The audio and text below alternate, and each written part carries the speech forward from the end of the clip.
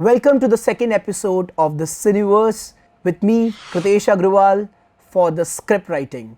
The topic is history of script and the history of screenplay. तो कहानी सुनते हैं। तो कहानी शुरू कब से हुई? तो सबसे पहले हम जब कहानियों की हिस्ट्री की बात करते हैं तो शुरुआत होती है भरत मुनि के नाट्य शास्त्र की। और भरत मुनि जो कि खुद हमारे भारत के इतिहास में एक बहुत ही सुनहरा पन्ना है, कश्मीर से आते हैं। उन्होंने कहा कि प्रिमिटिव थिएटर में जब हम सब इंसान जब जन्म लिया और जब हमारी ज़रूरत केवल खाना था, सिर्फ नीड थी फूड, उस टाइम पे लोग रात को खाना मतलब अपनी शिकार करके आते थे और आग जला करके खाना उस पर कुक करते थे और सब बैठ के देख रहे होते थे। और वहाँ किसी एक इंसान ने कहा कि क्यों हम लोग ऐसे आइडली बैठे हैं, क्यों ना हम पूरे दिन में जो हमारे साथ हुआ उसकी कहानी हम एक दूसरे को शेयर करें। और वहाँ से शुरू हुई कहानियाँ कहना। तो लोग कहानियाँ बताने लगे कि किस तरीके से उन्होंने अपने खाने को, किस तरीके से उन्होंने अपने प्रे को अटैक किया, उनकी हंटिंग का पूरा प्रोसेस क्या रहा था। और इसमें डिफरेंट जॉनर्स का इन्वेंशन हुआ। कॉमेडी आया, रोमांस आया, थ्रिल आया, सस्पेंस आया, और इस तरीके से कहानियाँ और इंटरेस्टिंग होती गई। और किस तरीके से ये जॉनर्स हुए वो आपका होमवर्क है कि आपको इमेजिन करना है, अपनी क्रिएटिविटी दौड़ानी है कि कैसे ये जॉनर्स वहाँ पे आए होंगे।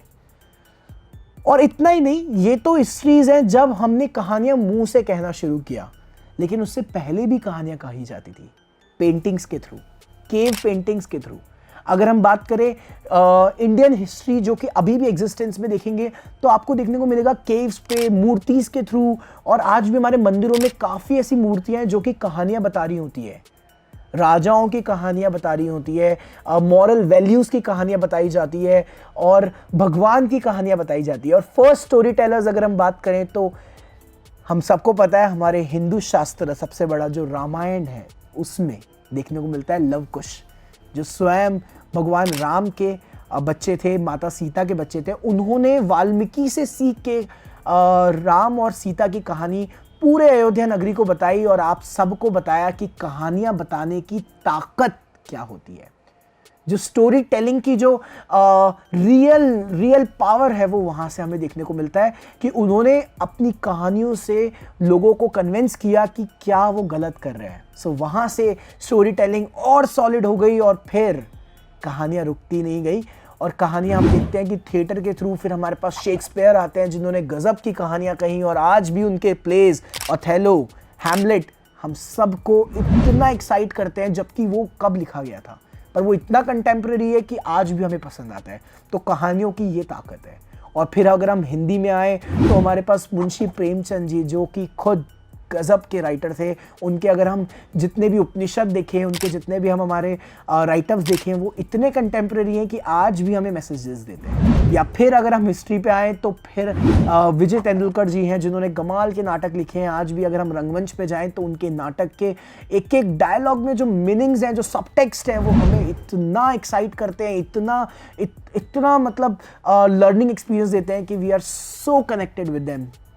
तो वो है कहानियों की ताकत। लेकिन कहानियाँ केवल रियल नहीं रही, कहानियों में हमें फ्रिक्शन मिलना। फिर राइटर्स ने उसमें क्रिएटिविटीज़ के साथ बहुत सारे फ्रिक्शनल कैरेक्टर्स इंट्रोड्यूस किए।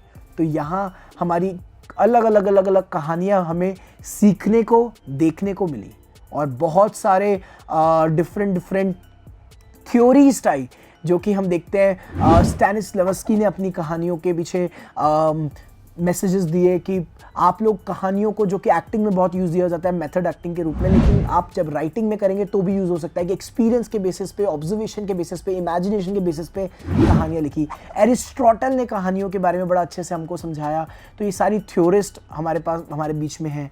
और फिर जब हम कहानियों से उस कहानी को अडेप्ट कर रहे हैं स्क्रीन प्ले में, तब हमें मिलते हैं जॉर्ज मैलियस, हमें मिलते हैं लूमियर ब्रदर्स, तो लूमियर ब्रदर्स जिन्होंने पहला डॉक्यूमेंट किया 1895 में 29th ऑफ दिसंबर को पेरिस के अंदर दिखाया होटल ग्रैंड कैफे में, which was a train is coming to the junction, workers are leaving the factory, और ऐसे बहुत सारे 1 मिनट के छोटे छोटे डॉक्यूमेंट्स उन्होंने दिखाए, फिल्म किए, which was the birth of cinema, जो कि कहानियां ही बता रहा है लेकिन एक नए माध्यम से।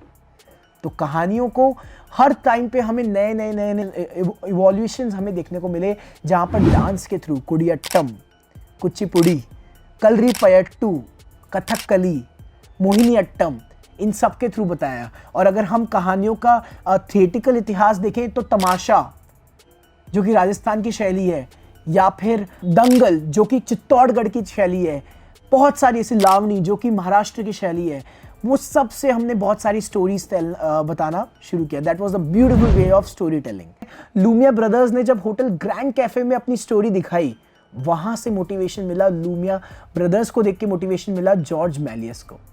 और जॉर्ज मैलियस जो कि एक मैजिशियन थे, और उन्होंने देखा एक मेले में कि क्या बात है, क्या खूबसूरती से लूमियर ब्रदर्स ने कहानियां दिखाई है, तो उन्होंने देखा कि यार ये लोग तो कैमरा भी बेच रहे हैं, तो उन्होंने उनसे कैमरा मांगा कि आप मुझे भी ये कैमरा सेल कर दीजिए। But Lumiere brothers were very business minded people, they denied, उन्होंने मना कर दिया कि नहीं हम आपको कैमरा नहीं दे सकते। लेकिन एक आर्टिस्ट, एक कथाकार, एक स्टोरी टेलर को कोई रोक नहीं सकता। सो जॉर्ज मैलियस ने फोटोग्राफी कैमरा से एक वीडियो कैमरा बनाया, और उससे उन्होंने फर्स्ट स्क्रीन प्ले लिखा, a trip to a moon.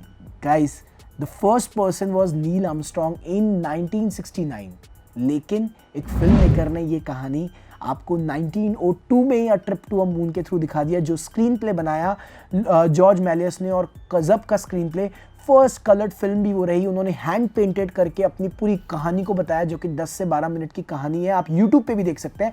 And there is one more point, Hugo is a biopic on George Melies, you can always look into that film. It's a beautiful film, it shows how he developed his complete film, so you love it. और screenplay की जब हम बात करते हैं तो it is a bible for the entire crew. Screenplay क्या है? जब हम स्टोरी है तो स्टोरी में तो मैं आपको एक कहानी सुना रहा हूं, तो एक पर्सन कहानी सुना सकता है, लेकिन जैसे ही उसमें कैरेक्टर्स इंट्रोड्यूस हो जाते हैं, जैसे ही उसमें डायलॉग्स इंट्रोड्यूस हो जाते हैं, तो दैट बिकम्स अ स्क्रिप्ट। फिर स्क्रीन प्ले क्या है? तो जब वो स्क्रिप्ट को हम स्क्रीन के लिए लिखते हैं, जहां पर हम कैमरास की डिस्कशंस करते हैं, जब हम उसमें सीन्स को डिवाइस कर देते हैं, जब हम उसमें एक्शन लिख देते हैं, जब प्रॉपर एक फॉर्मेट को हम फॉलो करके लिखते हैं, और उसको पूरा crew, producer, director, actor, writer, हर एक बंदा फॉलो करता है, that becomes the screenplay. तो स्क्रीन प्ले के बारे में हम बहुत कुछ जानने वाले हैं, सो स्टे कनेक्टेड। आगे हम लोग देखेंगे किस तरीके से स्टोरी लिखें, किस तरीके से एक नॉर्मल आइडिया से हम पूरी कहानी बना सकते हैं, और उस पूरी कहानी से एक शानदार स्क्रीन प्ले, और उस स्क्रीन प्ले से आप फिल्म देखते हैं तो वो पूरी कहानी हम देखेंगे। एंड इस एपिसोड में आप डेफिनेटली आगे देखने वाले हैं कि किस तरीके से हम लोग डिफरेंट फिल्म मेकर्स ने काम किया, और किस तरीके से डिफरेंट स्क्रिप्ट राइटर्स हमारे बीच में थे। Will going to explore it, stay tuned.